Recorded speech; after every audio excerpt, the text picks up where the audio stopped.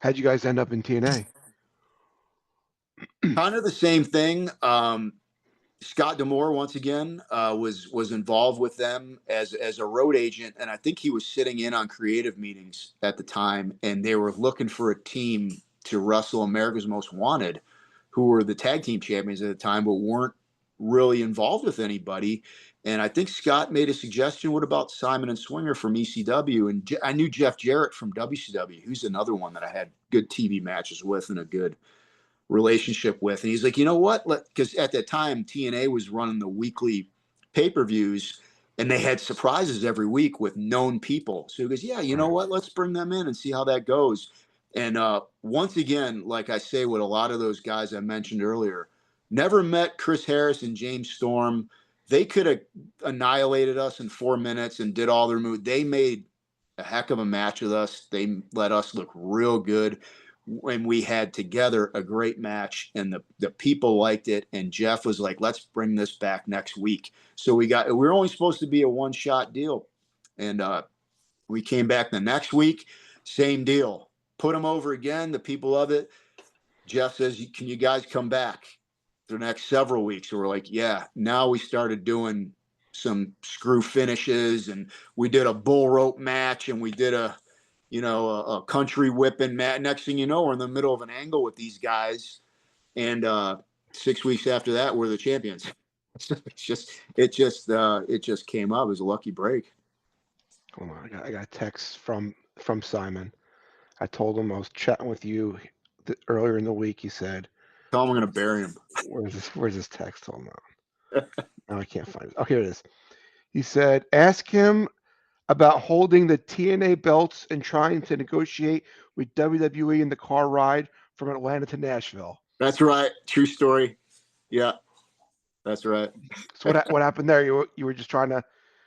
Oh, I wasn't. Yeah. Oh man, I was trying big time. I was trying to get a big payday.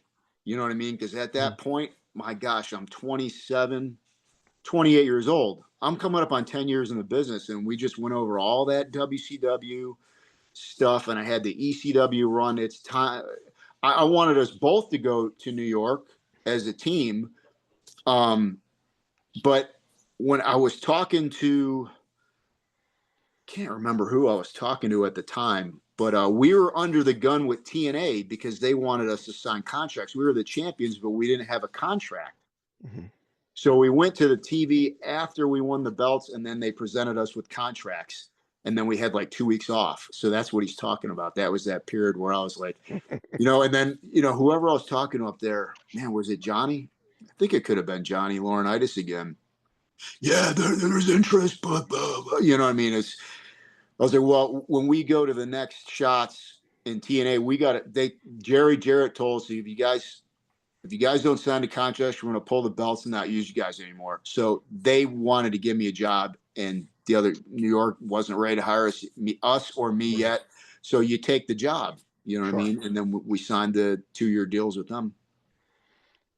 What was your interactions with Dixie Carter like? Great. She was easy, man. She was a marketer, which is all wrestling is, by the way. It's all a promoter is a marketer. Vince is the greatest marketer ever. He's not a wrestling. He knows how to make come out with everything, a you and I, thumb wrestlers, whatever you can think of. That's what wrestling is, marketer, promoter. She was perfect for that. I heard stories she got involved in angles and stuff like that. I don't know. You know what I mean? And then they always become a character on TV, don't they? Sure. I mean, people get mad about it. And it's like, well, first of all, she took the chance on investing in a thing that was losing a ton of money. So you got to look at it from that business standpoint. I liked her a lot. And I was told she liked me, and I could tell by the way I was talking to her. But one of the best compliments I ever got, me and Pat came back from a match, and it was probably during that America's Most Wanted run. And this older gentleman comes up to me. He goes, man, that was a heck of a match out there. I said, well, thanks. I really appreciate it. I didn't know who he was. He goes, you look like a movie star. He goes, you got the leather coat and the long hair, and you look. I said, man, I really appreciate that. Thank you. And he walked away, and someone came. He goes, you know who that was? I was like, no, I have no idea. He figure he's with one of our people. He goes, that's Bob Carter. He's the real owner of the company. As Dixie's dad. And I'm like, you got to be kidding. And I never saw him again after that. I saw him that one shot. But nope, she was great with me. I saw her again in recent years with the second run at TNA. She was we did a show in Nashville and she was there. And I thought I'll get heat for this. I thought she was good for the business. I really do. Because she was a fan and she had legitimate skills with, like what I said, marketing. That's a big deal with promoting and pushing something and selling it. So. Yeah. Was Russo there? Was Cornette there? Was Bruce Pritchard there? Like, what other office guys were there? The first run, Russo, and Russo was a backer of mine and Simon. Dutch Mantell came in, and I'd never met Dutch before. Between Dutch and Vince, I was gone by the time Cornette came in, so I think it was Dutch, Vince, Scott was still sitting in, and of course Jeff. I think Jerry was out of the picture by then too, his dad, who I really liked a lot. You met Dutch when you worked with the Bruise Brothers. That I forgot, right? But as far as working as under a booker, got it. Yeah, that was that one night as what was Uncle Zeb, I think they call him. But yeah, he was he. I always remember this. Me and Pat were the champions, and we were driving. He would fly to Atlanta, and we'd drive to Nashville, and Terry Taylor would drive with us once in a while. And we heard Jeff was getting burned out or something on the booking, and and Russo was still there. But he's gonna bring Dutch Mantell. And of course, I knew Dutch from to being a TV wrestler, and I knew he booked Puerto Rico. And like you said, he was a manager in New York. Whenever you're being used in a company and a new booker comes in, you got to kind of wonder, geez, I wonder, because it's really just an opinion. Jeff thought we were doing really good with America's Most Wanted. So he made us the champions. So now he's going to hand it over to Dutch. I wonder how this is going to. And I always remember Terry Taylor saying to both of us, Dutch is going to like you guys. He's old school. You know what I mean? He didn't, though, because he split us up pretty quick after. I didn't really understand it. But once again, I don't question nothing. You do if you're in a movie, you do what the producer says, or get somebody else.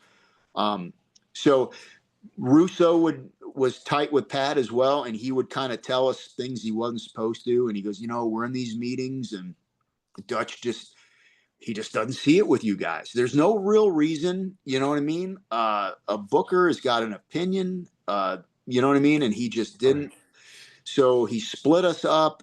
The good thing for me was Russo immediately put me and Disco together.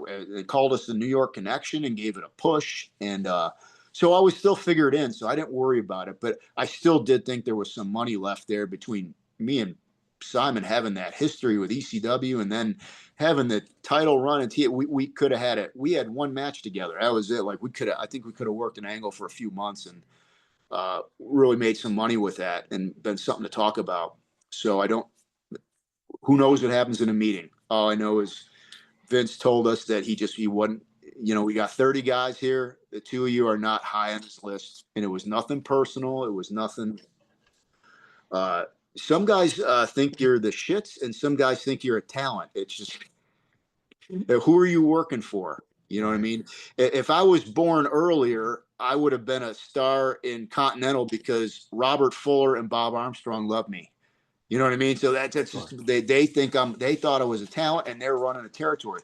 So everybody's got a different opinion. But Russo liked the New York, because he was a New York guy. So he put that New York connection together and I got a 1.5 year run out of that. Pat ended up with an office job. He worked for a little while as a singles and then transitioned right into the office job, which he's perfect for. Right. You know what I mean? Still doing it to this day. You know what I mean? So if promoters want to reach you, if people want to book you, where can they do that? I'm on I'm all the big social media it's called X now, right? At @Swinger_Johnny, Johnny_Swinger on Instagram. You can find me on Facebook as well. Easy to find, hard to get. No, I'm just kidding. But I'm easy to get either. I'm not cheap, but I'm affordable.